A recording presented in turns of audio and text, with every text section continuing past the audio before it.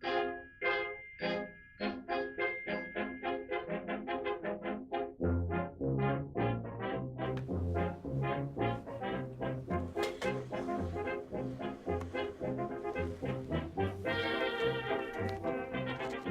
you actually read that Mm-mm. font? Okay, because I can.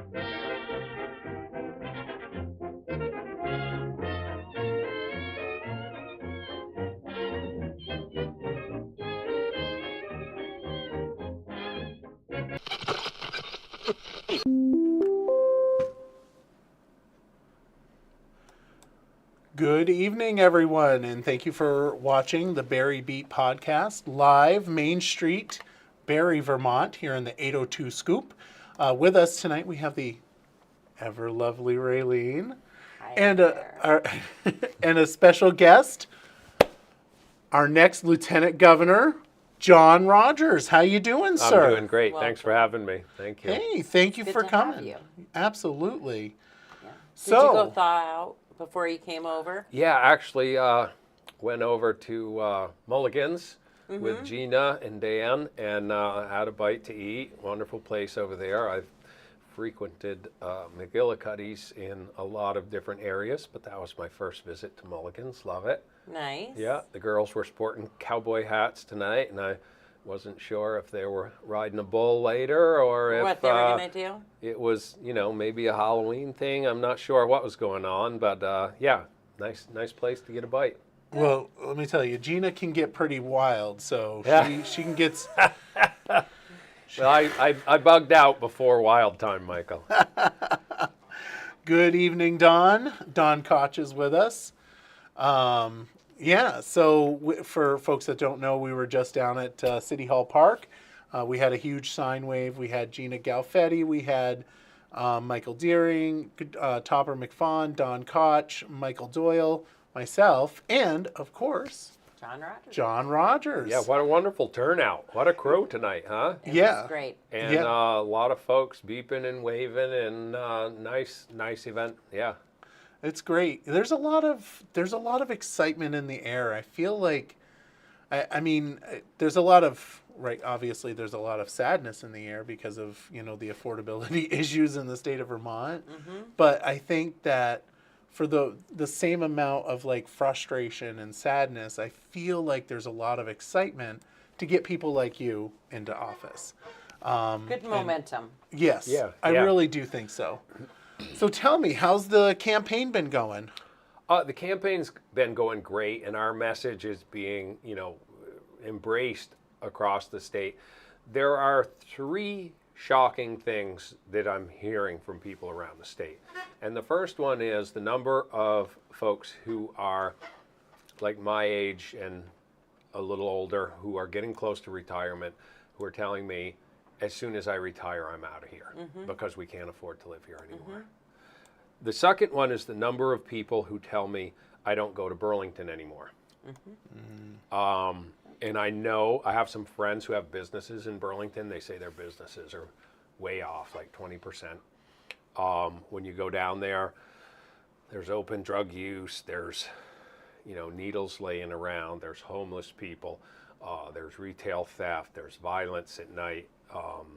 The shop owners are telling me they don't let anybody walk back to their car alone anymore, and even in pairs, they told some pretty scary stories. But the most shocking and the most troubling one is the number of families who are in their prime work years with kids in school who say, as soon as the kids are out of school, I'm out of here. That is the demographic we need more of in the state, not less. For sure. Yeah. And they are feeling pushed out. We had a little meet and greet a couple weeks ago, and I had a superintendent of schools come up to me and say, John, thank you so much for running.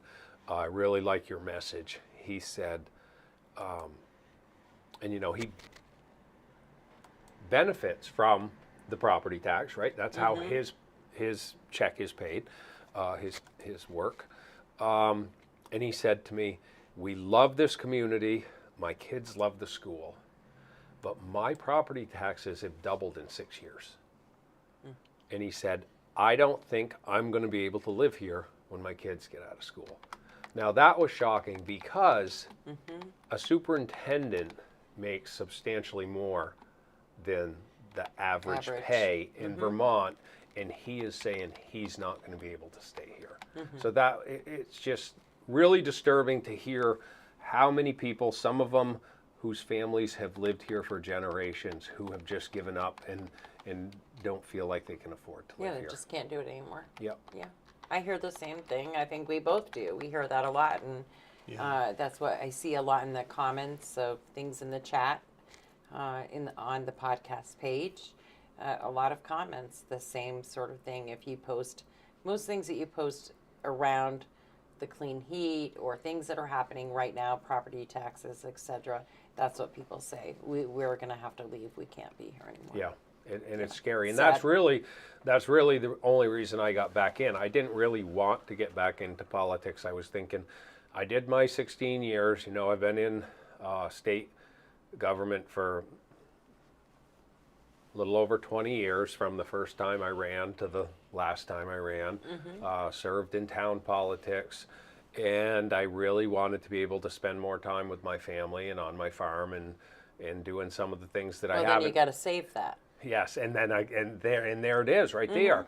The whole reason I'm back in it is because I'm looking at my kids and grandkids and saying, if things don't change, they're not going to be able to stay here. They're not going to be able to live here, and I'm questioning whether I'm going to be able to live here. You know, it's all about family, and it's all about being able to be close to them. And you know, if they wanted to live somewhere else, then fine, we'd have to figure out how to travel. But they want to live here, and we want to live here, and we've got thousands of families across the state that are feeling the same way. I talked with a guy the other day down in Randolph. We had an event down at VTC, and he said he's got 3 kids. They all live close by. They've all got kids, so you know, he's got a whole gaggle of grandkids around. And he said one of his boys walked up to him a few weeks ago and said, "Dad, where are we all moving to?" Because they want to stay together as a family, and they're all feeling they can't afford to live here anymore.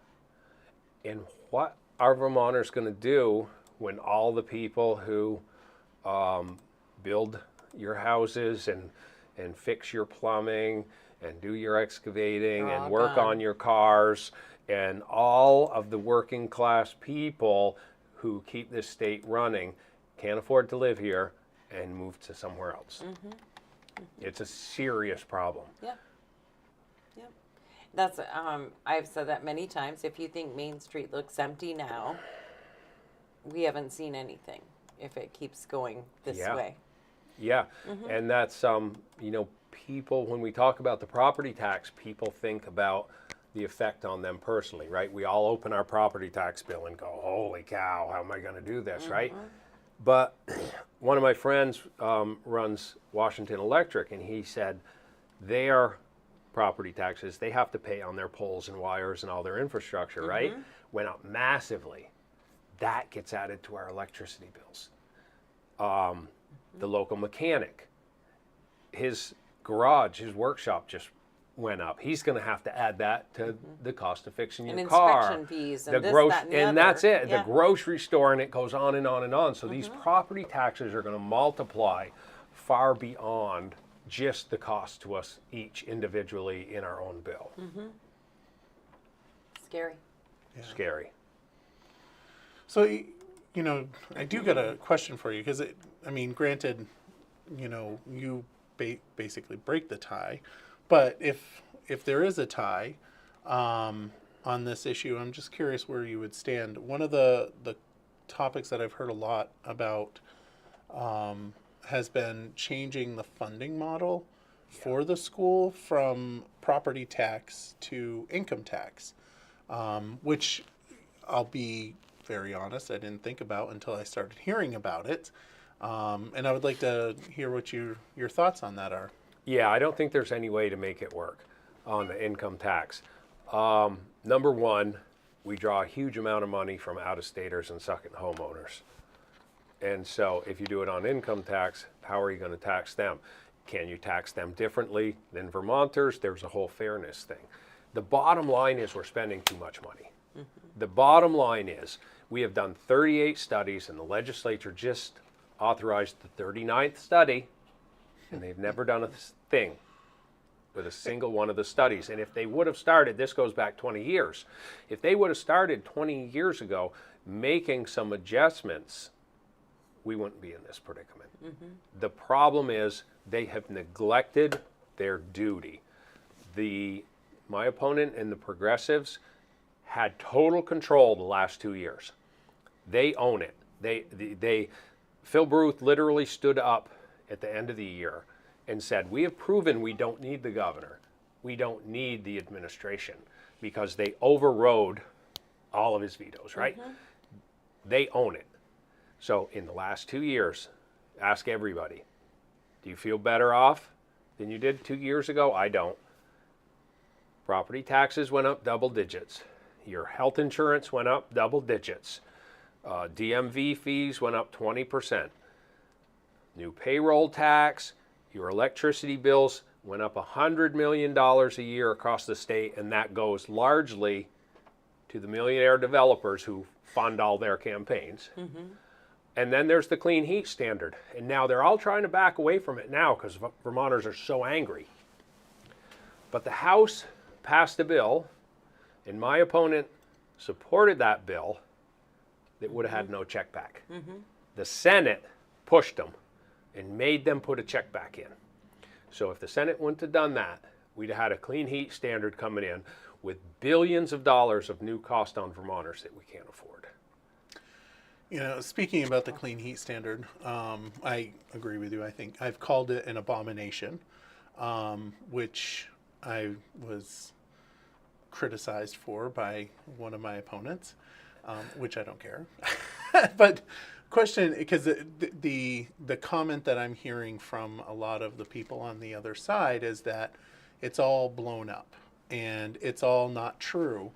And the idea that there's going to be a 78 cents minimum, right? A 78, I think it's From 78 to $4. to $4, right?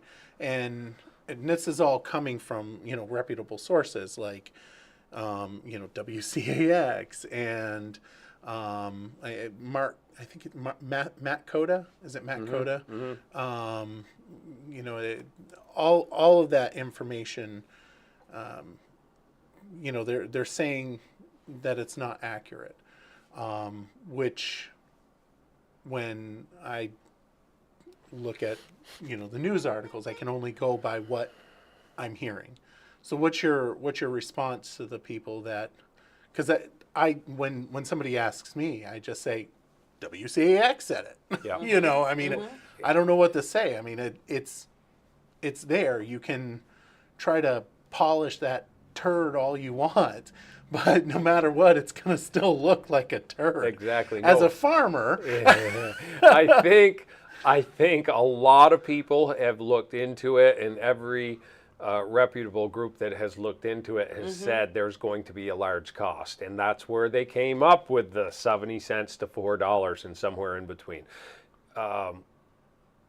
70 cents is too much. $4 is outrageous. It'll cripple people. They will not be able to afford to heat their house. And the thing is that it's all fine and dandy to say that, you know, people will change, but in Barre City, 60% of our housing is rental stock, and that's not something that a landlord is just going to pop over to, you know, the heat pumps, which who knows if they're going to work during the winter. They don't work during cold weather. They No. just don't work, period. And there's a ton of people who will tell you that they do, and they are improving the technology. But we had some close friends, they're in their 80s, they bought into what the salesman was telling them. They got rid of their oil furnace, and he called us up when it got really cold, and he said, this friggin' thing is blowing cold air. It's like an air conditioner. Think about this. Put your refrigerator in the middle of the desert when it's 120 degrees and put your beer in it and see if it keeps your beer cold. You cannot make cold air out of 120 degree air, and you cannot make heat out of 0 degrees. And those things run 24/7 when it gets real cold. They are excellent heaters in shoulder seasons. They air condition well. They're good units. I think it's great to put them in. I think there are some benefits, but You better have a backup. You have to have a backup. And what happens when the electricity goes out? I mean, I'm not giving up my wood furnace because wood makes heat no matter if there's electricity or not. It's true. And it's the best heat ever. It's the best heat, and it's local heat. It's a renewable resource. As far as I'm concerned, and there are people who would like us to stop burning wood. Oh, I know. Wood is the greenest heat source in Vermont when it's done like most people here do it. It's cut locally. It's not trucked very far. It's renewable. It is generally, firewood is generally a low-grade wood product. It is the best way to heat, in my view. I'm not gonna lie. I would love to have a little wood stove, just because That's they're just like amazing. the crackling, Yep. and it's nice and warm, and The even though it's like super consistency. hot. Yeah, and the warmth. It's a different heat. It really It is. is. Yeah. It's a warmer heat than oil heat. And like it definitely feels different. Yeah. I will say that. I mean, Yeah.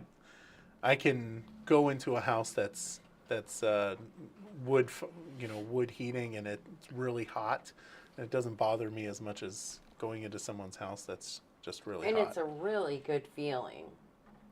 The beginning of September, even mid-September, to stand back and look at the 6, 8 cord of wood stacked and say, it's all here. I don't have a worry in the world. Well- It's all here. It's not even that bad to stack. It's kind of fun if you do it as a family. I'm not going to lie, I used to like doing it. No, But it's nice a brainless good- work, right? It's like Yeah, therapy. It is, and it's a good feeling to say, there it is. I got my heat for the entire winter. Except I It's- don't. And right, and Except I had shoulder surgery, and a one-armed woodcutter is not very oh efficient. no, that's not efficient. So we got a couple cords in, but as soon as the doctor gives me the okay, You're gonna be working I got a lot hard. more to cut. Yeah, yeah. But no, I know what you mean. I can remember times It's the walking security down, that- walking down in my basement and seeing that wood pile and go, Mm-hmm.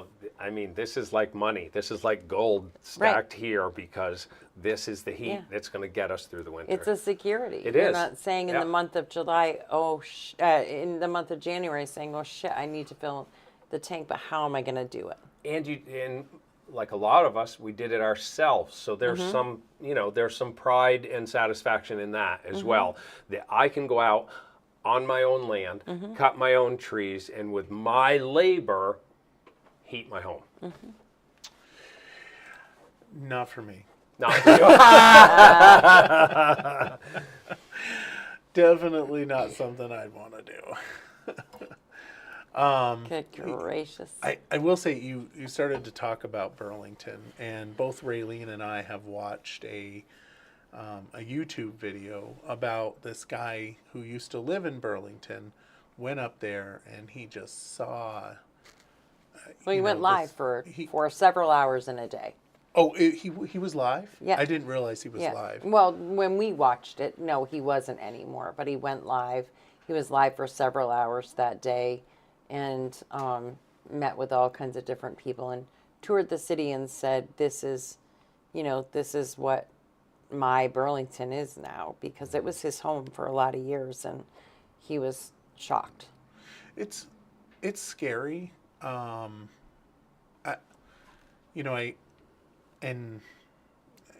I don't go to Burlington either anymore. I used to go up there. I loved Mike's Pizza, mainly, because the memories I have, and I mean, it's Mike's Pizza. Mike's, namesake. Yeah, we kinda. get it. Yeah. What's he trying to get at? And they have great pesto pizza. Oh, God, I love good pesto on pizza. Yeah, it's wonderful. But, I think of,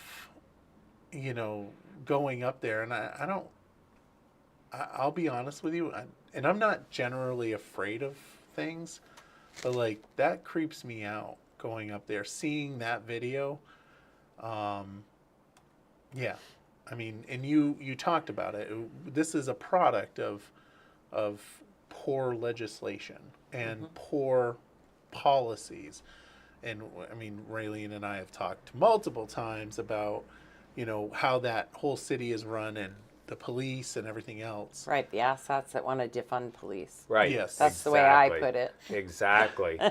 and and quite frankly, my opponent was one of those defund the police people, and he's trying to back away from it now. But there are statements that he made in the press that are recorded, and he, says, "Oh, defund the police. It's really not defunding. It's just spending the money differently." Well, when you spend the money differently and you're not supporting your police force, that's what I call defunding the police. And when you go from over 100 police officers in Burlington down to 60, that's what I call defunding the police. And if we want our state to look like Burlington, then we should just let the progressives take over, because that's what it's going to look like. And this is what the progressives have done to Burlington. And I've got friends that have shops down there, and they say their business is off like 20%. And I walked around the city one day with a friend talking with various business owners. And there are business owners that now literally, they don't use branded bags anymore. When they sell something to a person, they put it in like a takeout bag or some unmarked bag, because people walking out of the store are worried about getting ripped off. And one business owner said he gets there early every morning so that he can sweep up and shovel up the needles in the parking lot before customers start coming. It's a mess. And I love downtown Burlington. There's some great businesses. There's some great restaurants. There's some great shops. I used to go there a lot. Definitely go there less now. Parking's a hassle. There's homeless people everywhere. There's people using drugs openly in the streets. It's a mess. And we have to, as a state, give the police and the judiciary the tools they need to deal with this. And first and foremost is we need to go hard on the people who are trafficking these drugs into the state. And what I'm hearing from people is the police do their work. They catch people, they put them in jail, and they're back on the street in a couple days. Not even, sometimes a couple hours. It's unbelievable. How are we letting that happen? Yeah. They're bringing poison into the street. And being charged with death resulting, not even attempted murder, manslaughter. I consider it to be premeditated. You have to put fentanyl in another drug. You knowingly do that. But. And you know what the results can be. Yeah.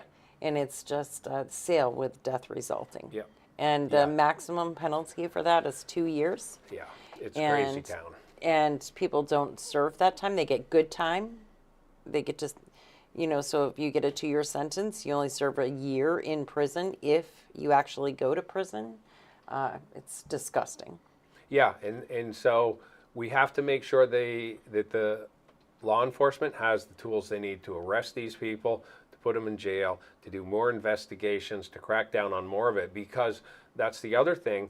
I have a friend that lives here in town, and he says he knows that the apartment next door is dealing drugs and maybe sex trafficking, and they've called the police, and the police come through, and the police have stopped in, and the police have checked, but nothing's happened. And all these cars from out of state are there, and they're coming and going at all times of night, and they don't look like anybody from here. They're clearly from other places.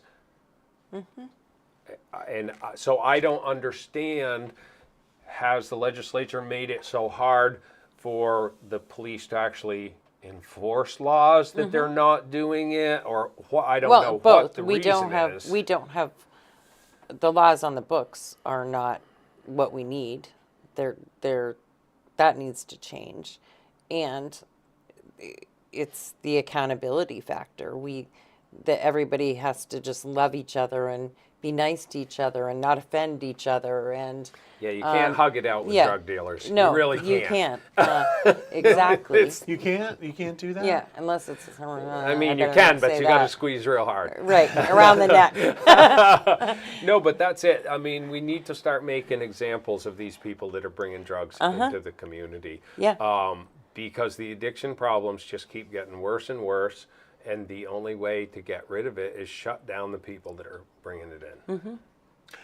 And rehabilitation. Well, no, Yeah. there's We there's desperately a need- massive amount of treatment needed, but the problem keeps growing if we can't shut down the dealers and Yeah. traffickers. Agreed. Yeah. The Wholeheartedly. Springfield corridor between what is it? There's a term for it, isn't there? Like the corridor between here and Springfield.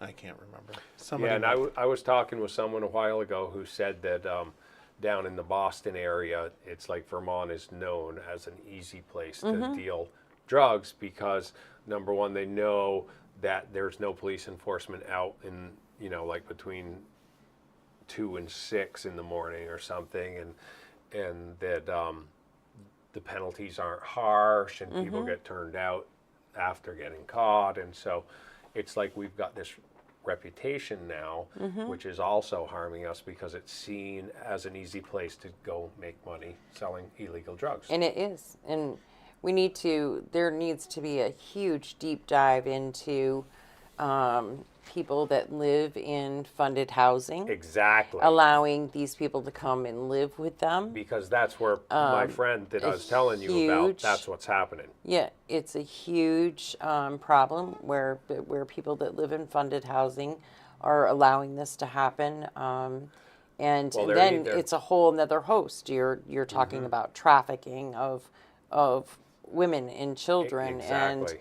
and it's a whole host of problems. And I have a relative that's in drug treatment, and she said that sort of thing that I was telling you about my friend reporting happens all the time, where there's a person in subsidized housing and maybe they're addicted to drugs, and the drug dealer figures that out, and then they take over their apartment to use to deal drugs And out just feeds them all the drugs they want to exactly. do it. Yep.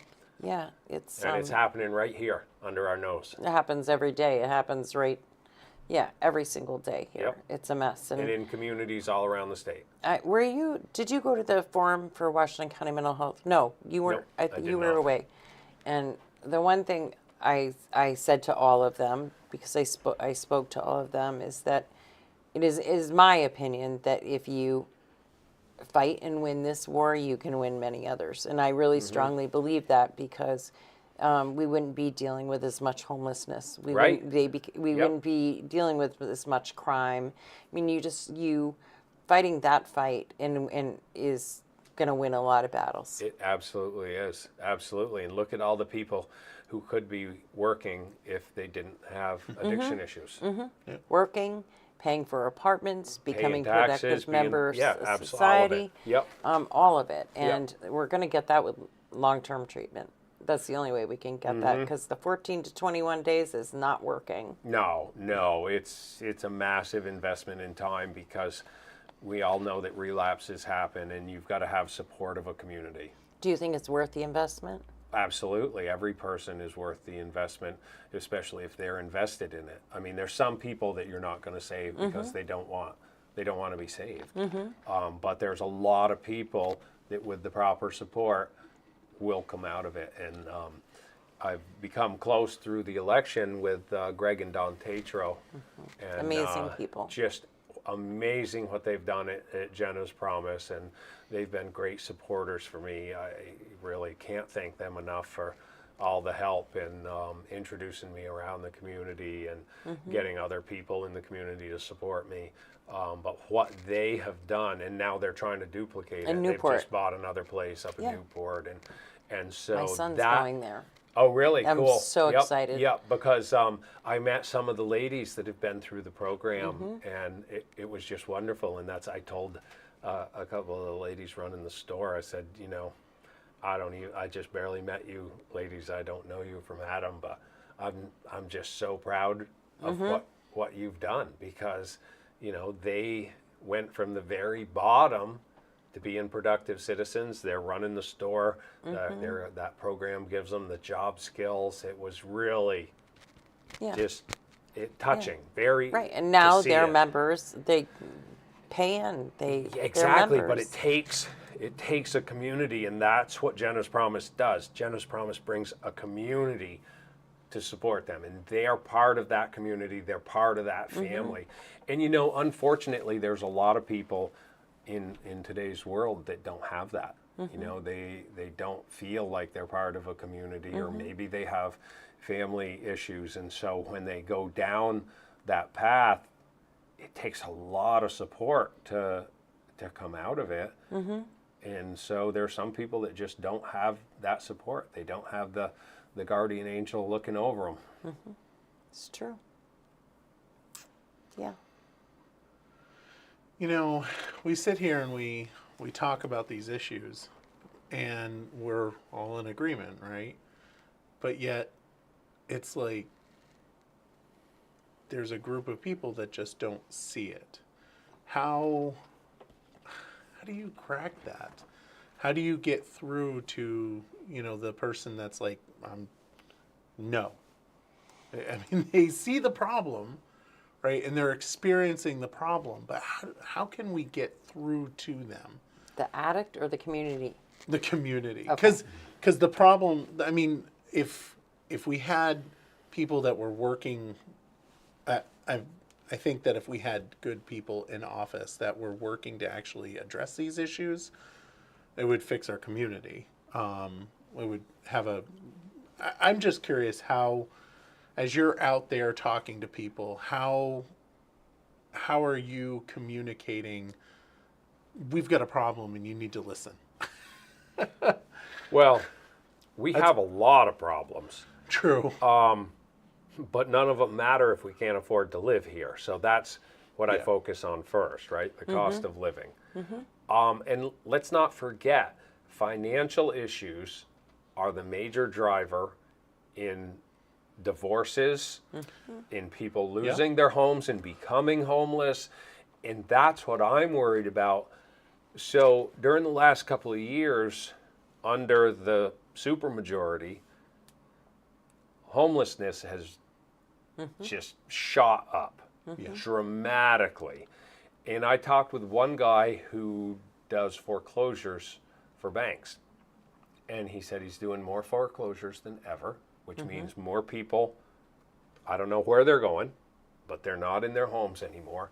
And he says when I go into these houses, he said, I can just see the desperation.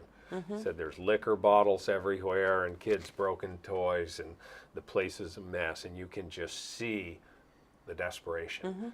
And so number one is, let's not exacerbate the problem. Let's not drive more people out of their homes. We have to get a handle on affordability in this state.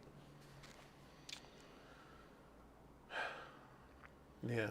And, and quite frankly, finances are another reason.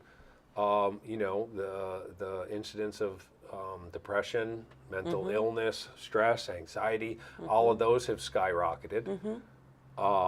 And that's what drives a lot of people to self-medicate, right? To start down that path. They can't take the stress, they can't take the pain, whether it's physical or emotional, and they look for a crutch. They look for help, whether it's alcohol or something harder, and that generally leads down a bad road.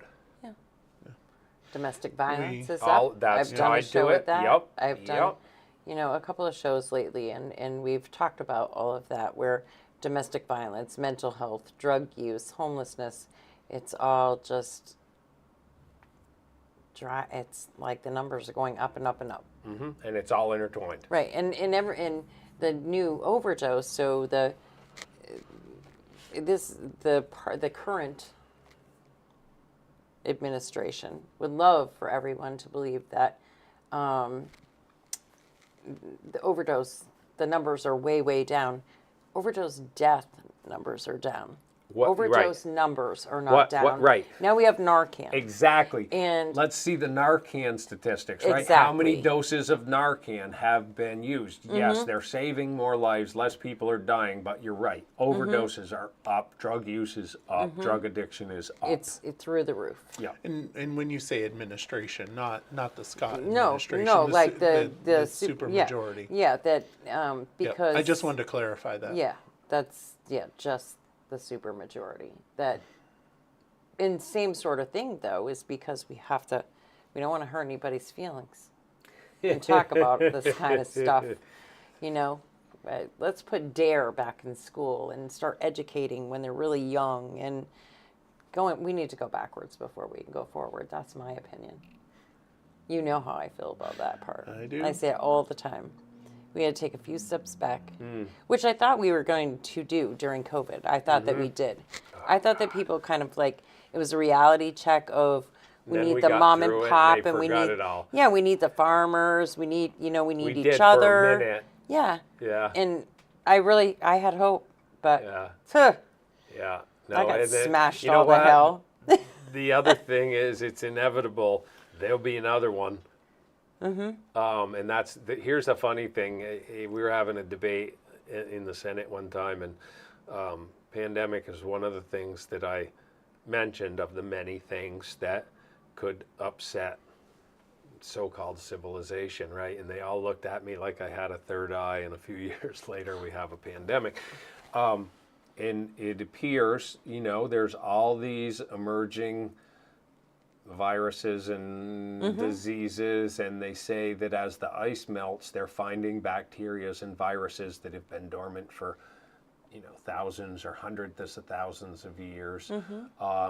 We have absolutely no idea, and because humans have changed so much and so many people travel now, it's like all of the invasive species like the emerald ash borer and Eurasian water milfoil and all those things that are now invasive species here in Vermont came from other places because of global trade. And between global trade and global travel, these diseases just spread around like wildfire.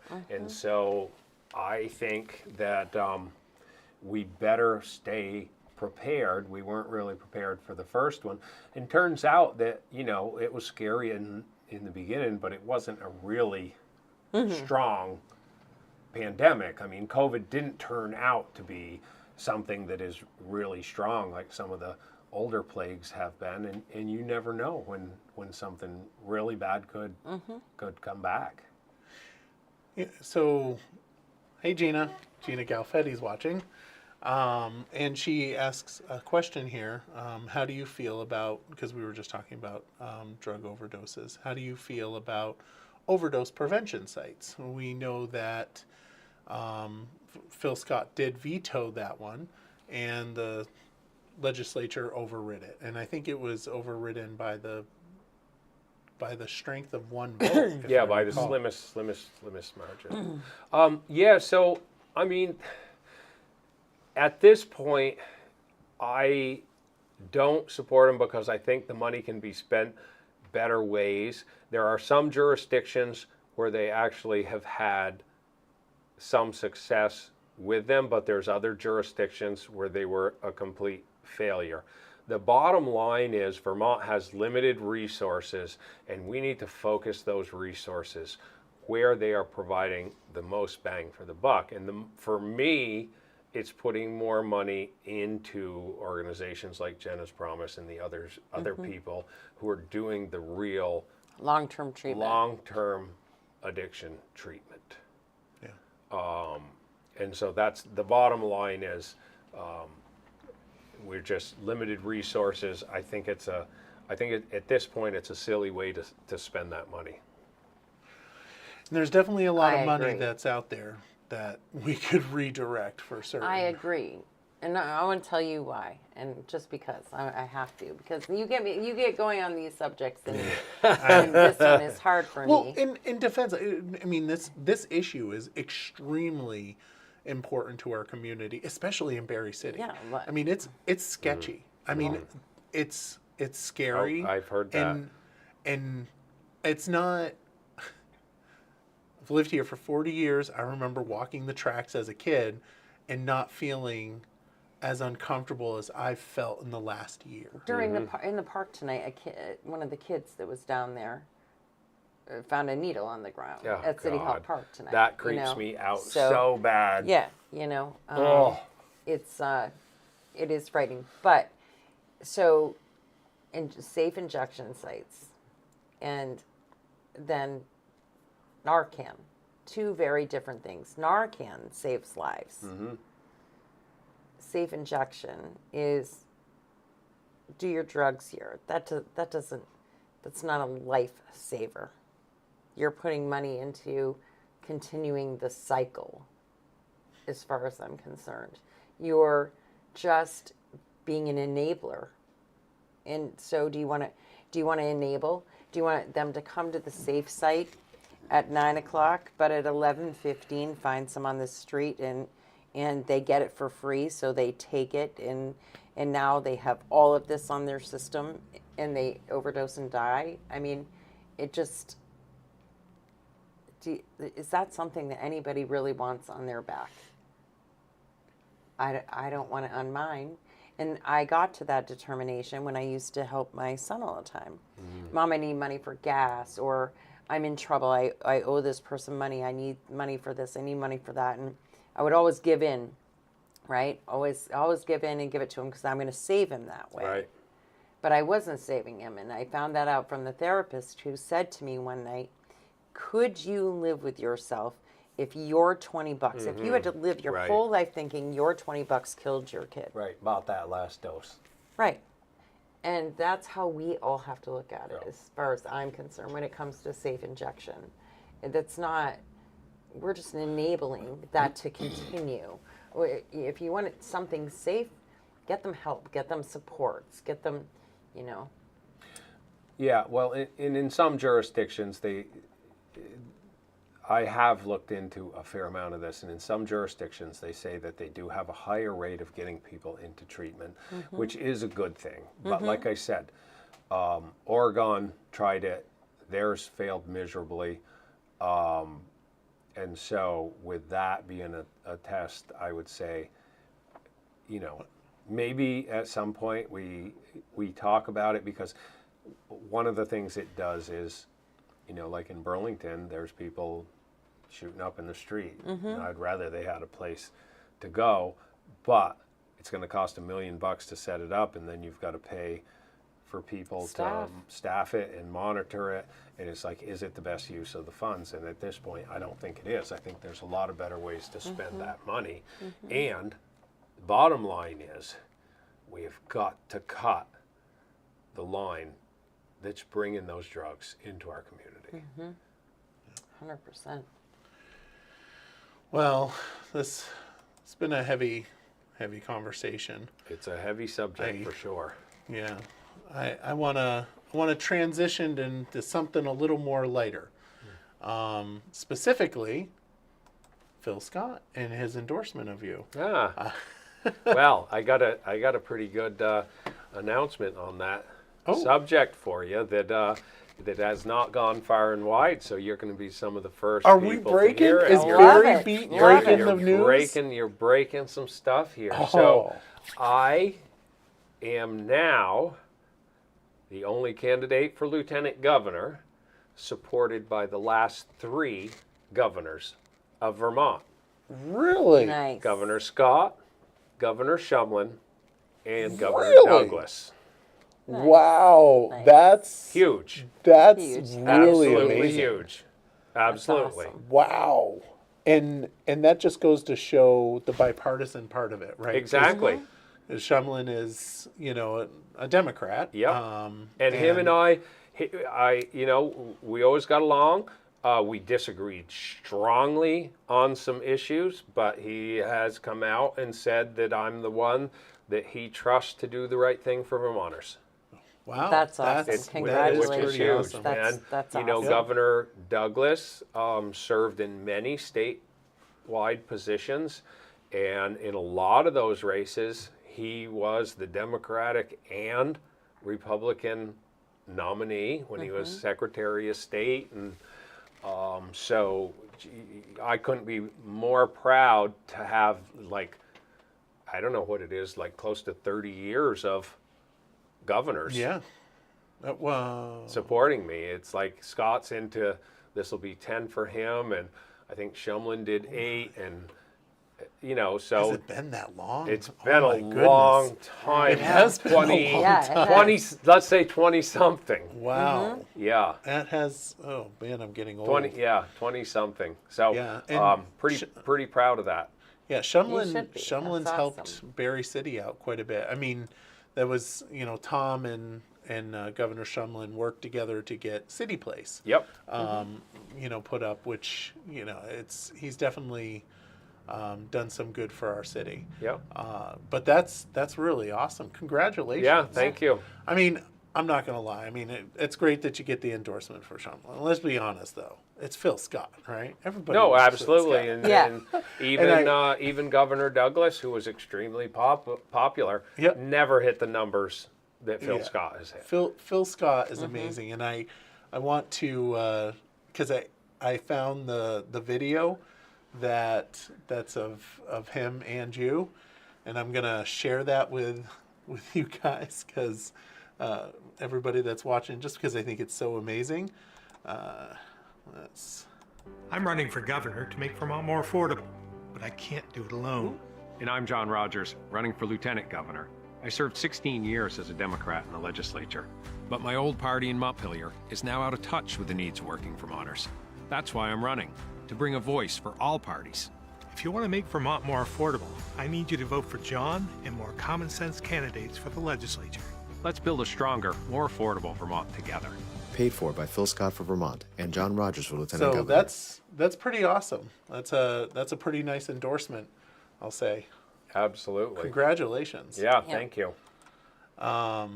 Yeah, it's he's a good guy. I saw him down at Wheels for Warmth on Saturday and did a interview with him. I struggled to hear because it's so loud down there with the tires and everything that's happening. All the machines were up and running, but it was really good to see him down there. And I like Phil. He's a good guy. Yeah, I should no. call him Governor Scott, but I just Yeah. can't. It's difficult, It's because it's Phil Scott. Yeah, no, he is great, and the range of support that he has is pretty amazing. Yeah. So you've been running all over the state. Yeah. You've gone to all different kinds of stores, probably mom, pops, restaurants, all that stuff. Lots of events. Any places that you've never been to before and you said, wow, when did this get here? Yeah, we've hit some cool places. I gotta say, out of all the places I went this year, the Tunbridge Fair. I'd never been to the Tunbridge Fair, and everybody talks about, it's called the World's Fair or whatever, yada yada. I grew up in the Kingdom. There's a whole bunch of fairs around there that, Yeah. were just down the road. So Yeah. that's where you went. And Tunbridge Fair's a couple hours from us. But because of the campaign, I went there this year. We had the first debate was there, and that was my first visit to it. And I walked around a little bit and checked it out. And I said to my wife when I got home, we have got to go back to this fair. It's just the coolest little fair. And have you ever been? Yes. It's been a lot of years. And but so I have it's in been. this little bowl, and there's all those little hills around it. And they just had the most wonderful selection of food vendors, and everything was clean, and lots of agricultural stuff. It was just the coolest little fair Yeah. that I went to. It is a cool fair. Yeah. Yeah. Did you see my friends, the Jollies? The The Jollies. clowns. They're clowns. The- Whole family of clowns. No? No, stayed right away from the clowns. Okay. It's hilarious because I was talking with somebody yesterday that was telling me that the clowns creeped him out. And I have this really good friend, and he's just a really jovial guy. And clowns totally creep him out. And we bought this old camp years ago. And you know those bottle openers that are shaped like a dog or a bear or whatever, and you put the bottle in and it pops the top off. Well, there was this wicked old bottle opener. It was a clown that somebody had painted white with the big red lips and everything, but it had rusted a little bit, so it looked really creepy. He walks in the house and he looks at that and he goes, "You got to get rid of that." And it's so funny. Clowns really creep some people out. They Yes, can't they take do. it. Yeah. Yes, they do. So are you saying that clowns creep you out? No. Clowns don't. Not much bothers me, Michael, but they do make some people a little queasy. They do? Yeah. Well, they don't make. I know they don't make Phil Scott queasy because I've actually been, and you'll be able to see it in just a second. I put up the screen where I'm standing next to Phil Scott in my clown outfit. Nice. How do you know he wasn't afraid? Right. That is true. Yeah. Well, he had Tom with him, and let's be honest, with Tom next to you, you don't have to be afraid of anything. There Ask you the go. guy Maybe that he was was throwing just the thinking, pie. get me away from Right. this Get dude. me. Take the picture quick. Get me out of here. All right. Well, we're hitting up 1 hour. I want to give you an opportunity to just give it. Say what do you want to tell the folks that are out there listening? Besides get out and vote on November 5th for John Rodgers. And as a side note for folks, it's too late for your absentee ballots. Drop them off. Yeah. Drop them off. Or go to the polls. It's too important to Trust the mail. trust the mail at this Yeah, moment. do not. Yeah, I mean, first thing is every vote matters because one time when I was running for the House, I literally lost by 1 vote. So every vote does count. Yep. If people are frustrated with the cost of living and want somebody who's going to stand up for the rest of us, I'm the guy. My opponent and the supermajority have had the last 2 years totally to themselves, and they own everything. The increase in property taxes, increase in your health insurance, electricity, the list goes on and on. Phil Scott wants to have a lieutenant governor that he can work with, and that's why he's endorsed me and supported me so strongly. And so please get out and vote. If you want to learn more about me, we do have a nice website at rodgersforvt.com. Check it out. We also are on Facebook at John Rodgers for Lieutenant Governor. But welcome people's questions. I'm always happy to visit with anybody and, just tell you where I'm from and how I grew up and how I got the values that I have. I want to give a voice to the working class and poor people of this state who have been forgotten in that state house. All right. I already cast my vote. Woohoo! Good. Happily. Good. Well, John, we do want to say thank you for coming, and once you're elected, we hope that you come back. I'd love to. We absolutely enjoy you being here. I'm really hopeful to be working with you in the future as well. So thank you very much. I want to say thank you to everybody that's watching the Barre Beat podcast live, Main Street, Barre, Vermont, at the 802 Scoop.